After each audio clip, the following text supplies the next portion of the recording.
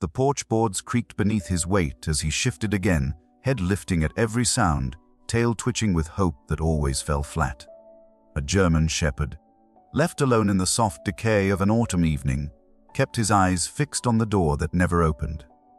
The paint on the wood was chipped, the knob smudged with fingerprints that no longer touched it, but he remembered. He remembered the warmth of footsteps, the cadence of laughter, the smell of dinners carried through this threshold. Now, only silence pressed against the glass.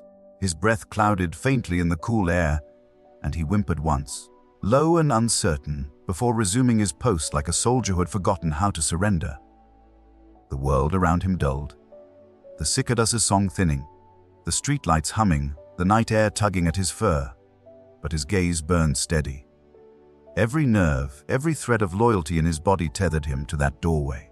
And then, after what felt like eternity stretched and frayed, the latch clicked. The door shifted. A sliver of warm light split the darkness, and his heart surged into the space where loneliness had been living. The porch had grown old before its time. The paint peeled away in curling flakes. Soft gray boards splintered under the weight of rain, and the screen door hung slightly crooked, rattling in the wind as though asking to be opened. Yet on that weathered stage sat the one thing that refused to wither.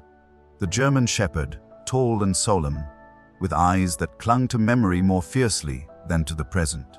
His ribs pressed faintly through his coat, not from complete starvation, but from the gnawing, slow neglect of days stretched too thin.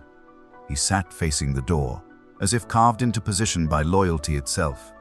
His ears pricked at every car passing, every voice echoing down the street. Once he had risen at the sound of footsteps, tail sweeping in hopeful arcs, chest quivering with a bark ready to burst forth in joy. Now he had learned the futility of hope.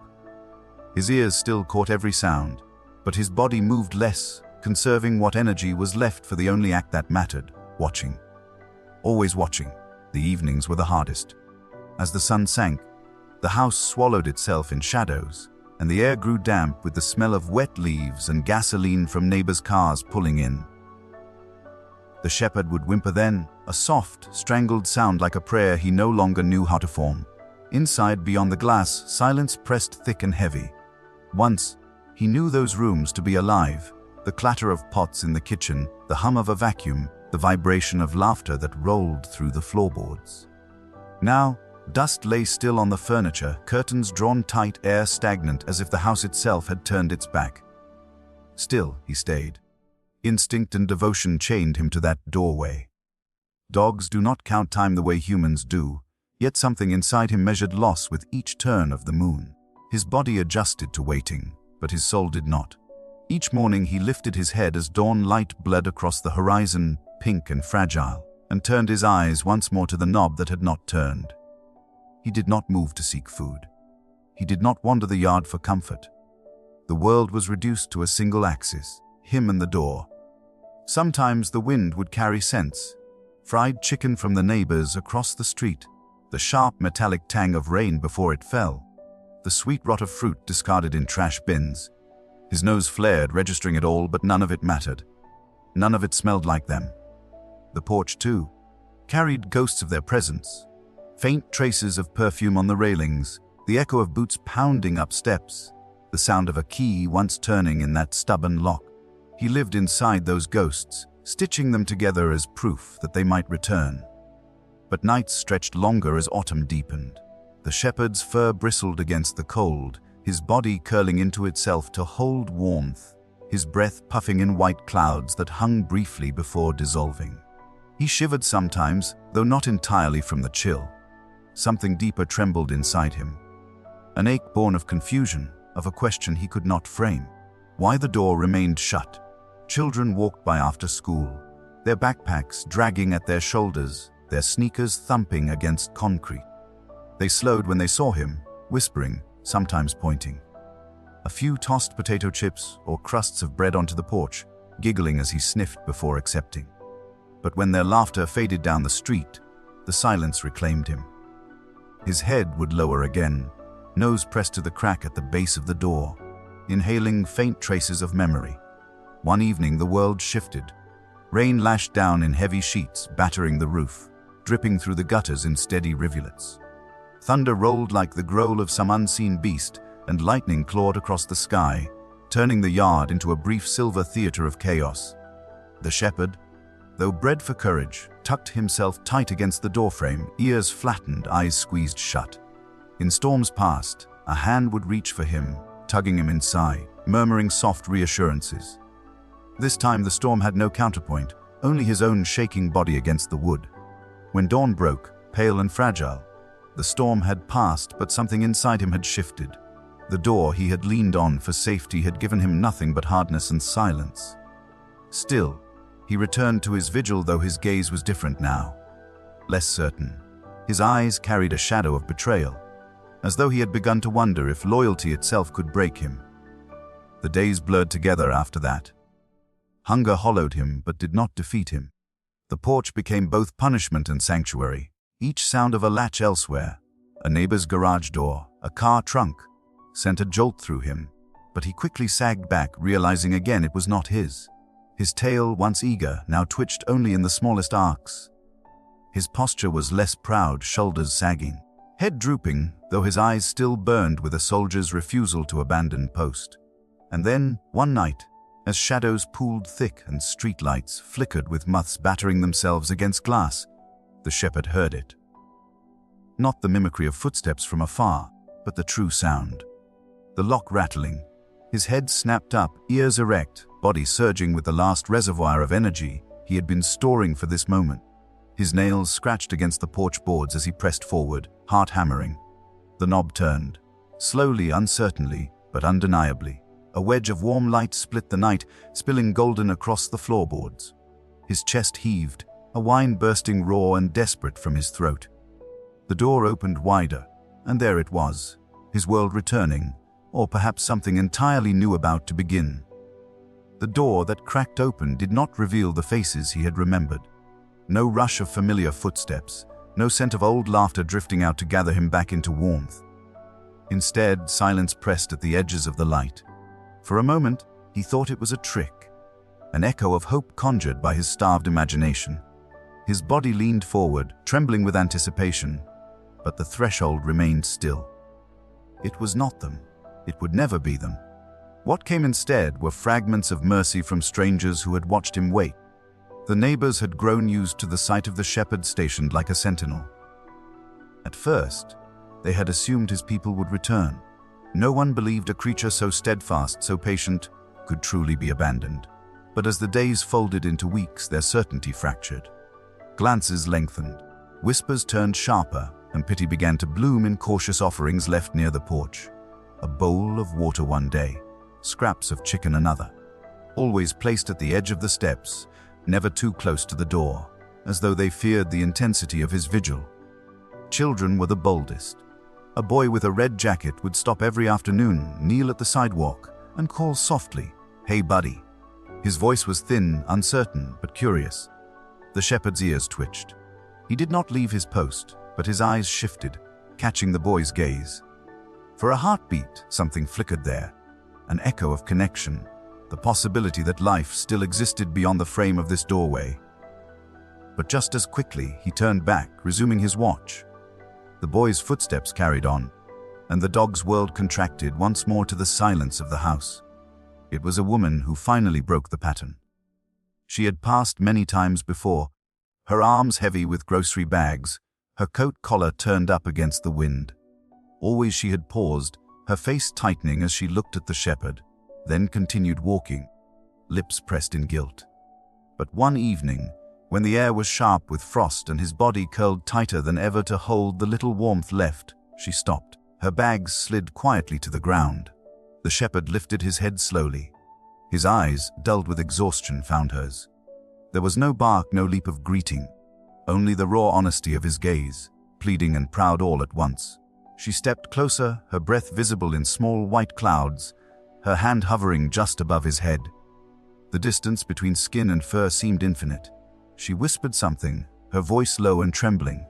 He tilted his head, searching, nostrils flaring at the scent of her, a stranger yet carrying something warm. Still he did not move. He could not.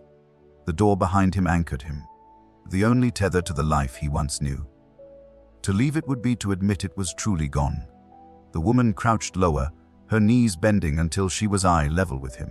"You don't deserve this," she murmured, her voice catching. "No one does." The shepherd studied her, ears flicking, tail twitching faintly, as though weighing the impossible question, could trust be rebuilt? She placed a small container of food on the boards, not pushing it toward him, just leaving it near. Then, with a slow breath, she stood and stepped back. Her eyes lingered, glistening in the porch light, before she picked up her bags and walked away into the night. The sound of her footsteps fading was different than the others. It carried something unresolved, something that promised return. Over the next days, she came again. Each time she inched a little closer. Her hand reached out not to seize but to offer, gentleness instead of command. The shepherd began to shift, a paw edging forward, his nose dipping to test the air around her fingers. The first brush of his fur against her skin was accidental, trembling, but it sent a pulse through her chest like the crack of a dam giving way. She exhaled shakily, whispering again, "Good boy." Still, he always turned back to the door. Always. As though afraid that if he truly stepped away, he would lose whatever chance remained of it opening for the ones he had waited for. The woman's frustration sometimes showed in her eyes, but she never forced him. She understood the language of wounds unseen. She lingered longer each evening, speaking softly, letting him hear the cadence of human kindness again. Her presence grew familiar, and with it, the shadows of his isolation thinned. He began to accept food from her hand, cautiously at first, then with growing certainty. Yet the echoes of abandonment haunted him. On nights when she did not come, he would curl tight, whimpering softly, believing perhaps he had been left again. The fear was carved too deep. His heart was still a cracked vessel, carrying both loyalty and despair. One late afternoon, when the sky was painted with streaks of rose and amber, the woman returned with a leash looped quietly in her hand. She did not raise it immediately. She sat instead on the porch step, silent, letting him choose. The shepherd sniffed at it, recognizing its meaning, the possibility of departure. His body stiffened, muscles taut with hesitation. Behind him, the door loomed, a sentinel of absence. The woman extended her hand once more. "Steady this time." "Come with me," she whispered. Her voice was not pleading but inviting. Something inside the shepherd shifted then. Not trust fully formed, but a thread of yearning. His paws inched forward, claws scraping softly against the boards.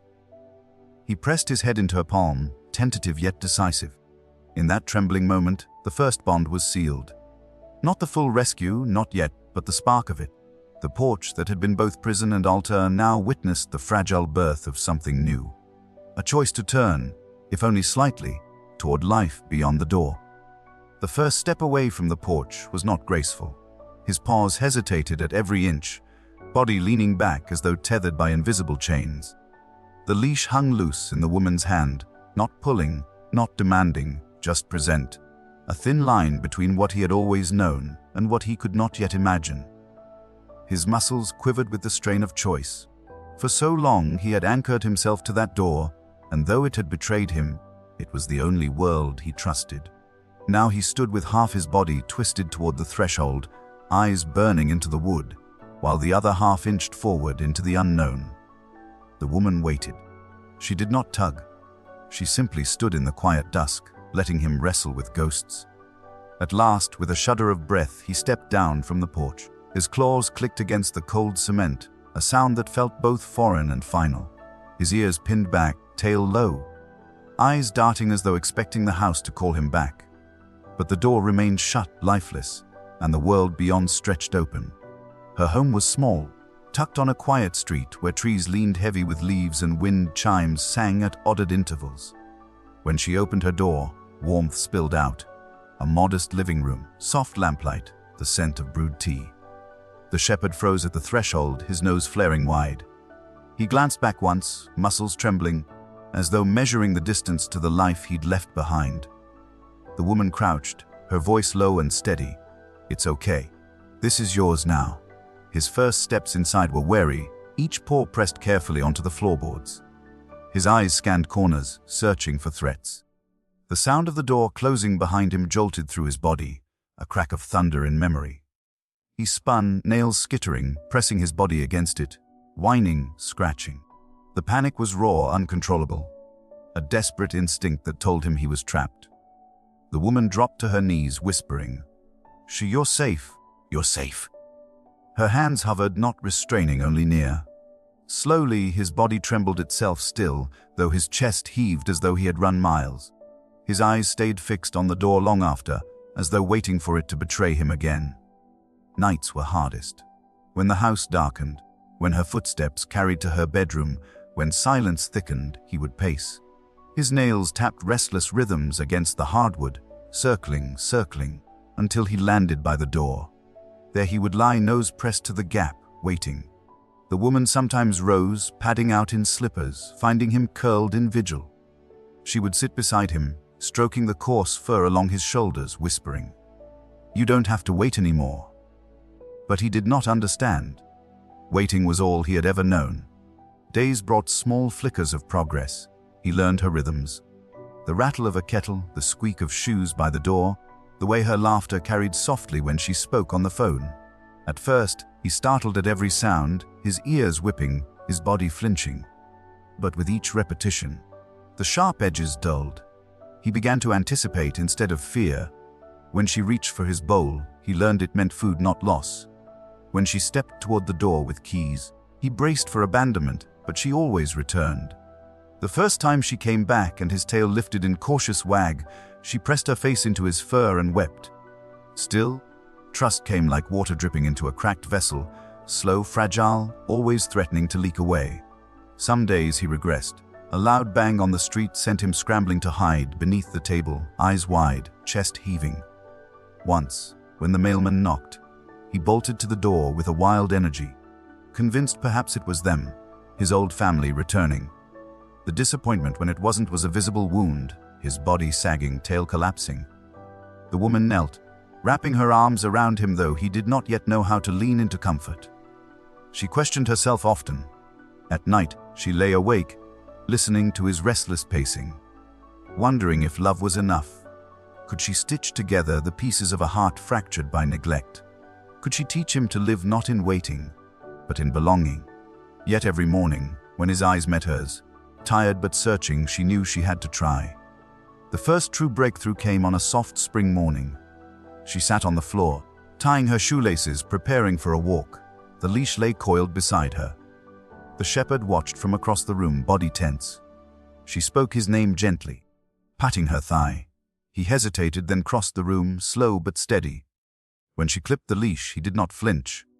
They stepped outside together, the sun warming his back, the air alive with scents. Grass, earth, the faint sweetness of blooming flowers. He sniffed deeply, tail lifting slightly, a gesture so small yet monumental. As they walked, neighbors looked on, some smiling, some whispering. The boy in the red jacket waved, and this time, the shepherd's ears pricked without retreat. His steps grew steadier with each block, his eyes less wild. The woman felt tears sting her eyes as she whispered, "That's it. That's living." But healing was not linear. That night, as she closed the curtains and turned off the lights, he returned once more to the door, curling against it. She sighed, kneeling beside him, resting her head against his shoulder. "We'll get there," she whispered. Together. And though his body still trembled, though his eyes still searched for a past that would never return, a flicker of something new glowed beneath the sorrow. Not yet trust, not yet peace, but the fragile possibility of unlearning. The storm arrived without warning. The afternoon sky, once pale and steady, collapsed into a shroud of charcoal clouds. Wind whipped through the trees, bending branches until they moaned, and the first drops of rain splattered against the windows like frantic fingers. By the time the thunder rolled, long and guttural, the shepherd was already pacing. His nails clicked sharp and restless against the floor, his ears pinned back, eyes darting to the door, as if the storm itself demanded his return to that old vigil. He pressed his nose to the crack at the threshold, inhaling the draft of damp air. Lightning split the yard in two, the brilliance blinding, and he flinched hard, muscles coiled. In his memory, storms had always been survived with them, huddled in a living room, a blanket of comfort draped over the chaos. Now, thunder rattled through the walls with no anchor, and the only instinct he trusted was to guard, to wait, to brace himself at the door. His body curled there like a shadow of the porch days, a soldier back at post, though no one was coming. The woman found him trembling, his breath sharp, tail rigid. She crouched beside him, her hand hovering just above his quivering back. "Not the door," she said, her voice raised over the rain hammering the roof. "Not anymore." But her words slid past him unheard. Another crack of thunder boomed, and he jerked, pawing frantically at the wood, whining deep and raw. Her chest ached, watching him fold back into old ghosts. She knew in that moment that to love him was not just to feed or shelter him, but to fight for him against the invisible chains of memory. She knelt, knees pressing into the hardwood, rainlight flickering across her face. "Look at me," she begged, her voice trembling. "Not the door." "Me." His ears twitched, caught between fear and her tone. Slowly, reluctantly, his gaze tore from the threshold to her. His eyes glistened, wide and desperate, as if asking her to make sense of a world that had never given him answers. Lightning flashed again, thunder following close behind, and instinct surged. He bolted against the door, chest slamming, claws scraping. She caught his shoulders not with force, but with presence, her arms wrapping around him though he resisted. "It's not out there," she cried, voice breaking. "It's here, with me." For a moment, they wrestled, not body against body, but past against present. His weight pressed toward the door, her arms pulled him back toward herself. Rain hammered, thunder cracked, and in the middle of it, the world seemed to pause. He froze, ears ringing with the roar outside, his body rigid in her arms. She pressed her forehead against his, breath mingling with his sharp panting. And then something broke. Not in violence, but in surrender.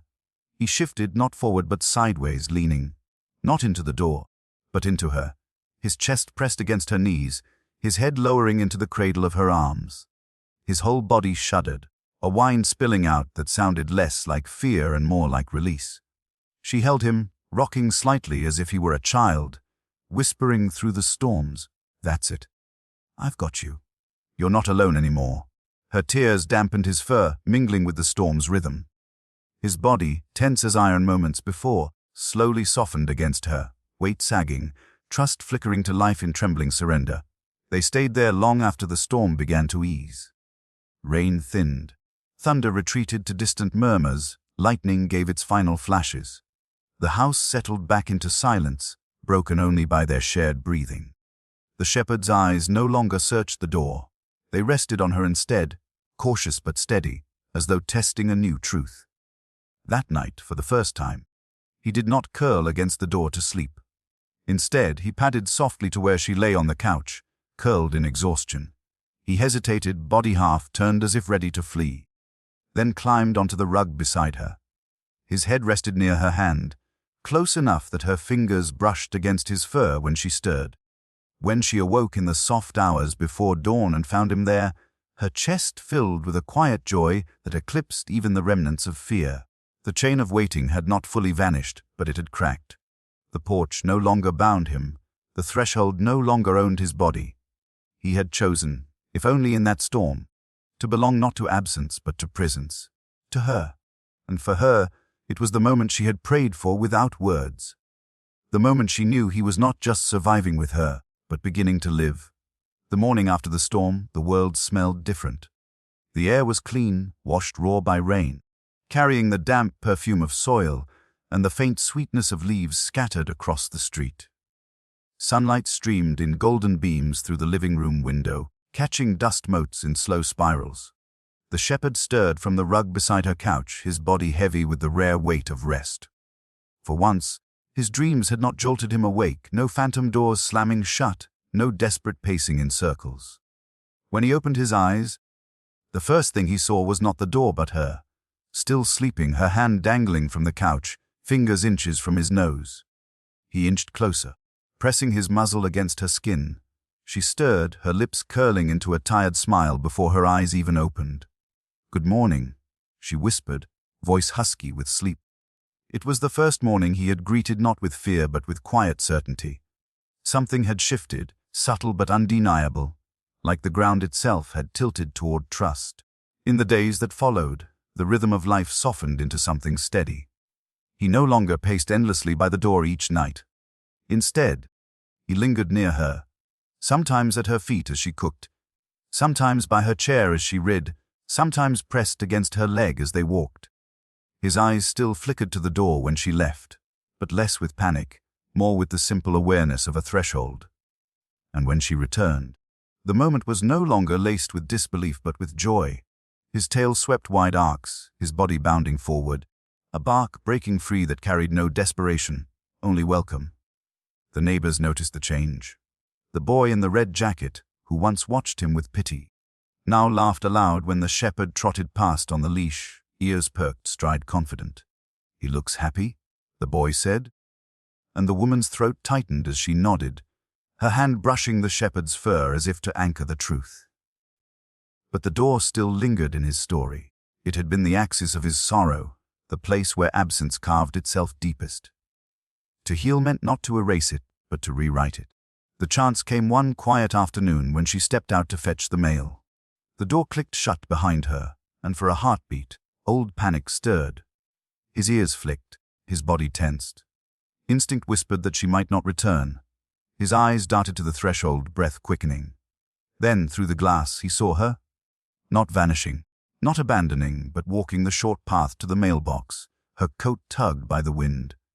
She turned, smiling at him through the window, her hand lifting in a small wave. His body sagged, the panic bleeding out as quickly as it had risen. When the door opened again, it was not a wound but a gift. Her presence returning, as promised. He bounded forward, tail wagging, not to guard the threshold but to greet it. From that day, the door changed. It was no longer a symbol of loss but a rhythm of return. Each time she left, he sat patiently, ears tuned to the faint echo of her footsteps. Each time she returned, the house filled with his joy. Whines of excitement, tails slapping against walls, paws tapping rapid rhythms on the floor. The door became not an end but a beginning, a constant thread between absence and reunion, woven with trust. There were still nights when shadows pressed too close, when dreams tugged him back to the porch of loneliness.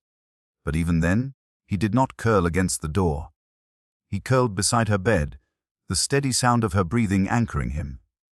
And in those moments, when fear clawed at the edges, he would lift his head, glance at her, and let the comfort of her presence pull him back. Seasons shifted. Leaves flamed red and gold before falling. Snow blanketed the yard in white silence. Buds returned in spring, and each cycle carried them further from the porch of waiting. The shepherd grew fuller, his coat thick with health, his muscles strong from daily walks, his eyes bright with life. The woman too changed. Loneliness had shadowed her before she found him, but his presence filled the house with motion, with purpose, with the unspoken language of companionship. They were, in a way, each other's rescue. One evening, nearly a year after that first meeting on the porch, she sat on her front steps, the shepherd lying across her feet, his head heavy on her lap. The sun sank low, spilling fire across the sky, painting everything in hues of copper and rose. She stroked his ears, her eyes wet with memory. "You waited so long," she whispered, "but you don't have to wait anymore." He sighed deep and content, as though he understood. And in that moment, the story folded back on itself. The dog who once sat alone on a silent porch, guarding a door that never opened, now rested in warmth beside someone who always came back. The soldier had laid down his watch. The waiting had ended. The last image was not of him staring at a closed door, but of him bounding toward an open one. Light pouring out, laughter waiting inside, his eyes alive with certainty. The door, once a monument to absence, was now rewritten into a promise, and he never watched it with sorrow again. The seasons rolled forward, as seasons always do, and with each turn the past seemed to loosen its grip. The porch of waiting became a memory, distant and faded like an old photograph left in sunlight. The shepherd no longer paced in circles, no longer pressed his nose to the door, as if trying to breathe life back into the silence that once consumed him. Instead, his life beat to a new rhythm, one marked not by absence but by return. Every morning, the woman rose to find him waiting not at the threshold but beside her bed, his body stretched long, ears perked at the soft stirrings of her waking. When she opened her eyes, she was greeted by his gaze, steady, trusting, with a quiet depth that seemed to say, "I stayed through the night, because I know you'll be here in the morning." There was no desperation in it now, no fear. Just the calm certainty of belonging. They built rituals together, the kind only time and tenderness can weave. Morning walks where the world seemed fresher through his eager nose. Evenings when she read aloud and his head rested on her thigh. Lazy Sundays when he sprawled across the rug as sunlight warmed his fur. Each act, small as it was, rewrote the story etched into his bones. And though he would sometimes stir in sleep, caught in the clutch of an old dream, he no longer woke with panic. Her voice always pulled him back. The neighbors began to notice not just a dog saved but a bond forged. The boy in the red jacket often ran ahead to greet them on their walks, kneeling to scratch behind the shepherd's ears. "He's different now," he said one day, wonder flickering in his voice. The woman smiled, her hand brushing along the shepherd's back. "We both are," she answered quietly. But the truest testament came in the way the shepherd met the door. Where once it had been his altar of sorrow, now it was a portal of joy. Each time she left, he sat in quiet patience, ears tilting toward the sound of her car pulling away. Each time she returned, he sprang forward, tail beating against the walls, voice bursting in joyous barks that echoed not of desperation, but of celebration. The door, once his enemy, had become his promise, and yet she never forgot what he had endured. On quiet nights when the house lay still, she sometimes found herself staring at him, his chest rising and falling, his paws twitching in sleep. And she would whisper, "You waited when no one came. But you don't ever have to wait like that again." And though he could not answer, there was something in the way his body sighed deeper, as if her words reached the place where memory and healing touched. The final rewriting came one golden afternoon, the kind that feels suspended outside of time. She had left the door ajar as she carried laundry inside. Sunlight streamed across the threshold, spilling warmth onto the floor. The shepherd stood in the glow, halfway between inside and out. For a long moment, he paused, ears flicking, eyes thoughtful. The doorway no longer called to him with absence. It no longer demanded his vigil. It was simply a passage, nothing more, nothing less. He turned, leaving it behind without hesitation, padding toward her with the easy certainty of one who knows where he belongs.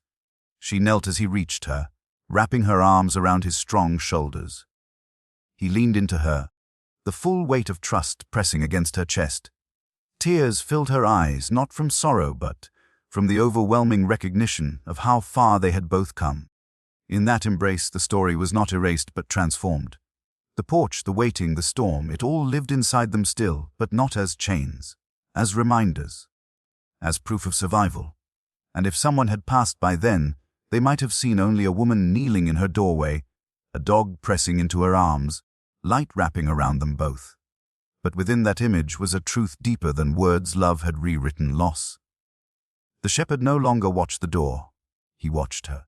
And in the simple constancy of that gaze, the past finally loosened its hold.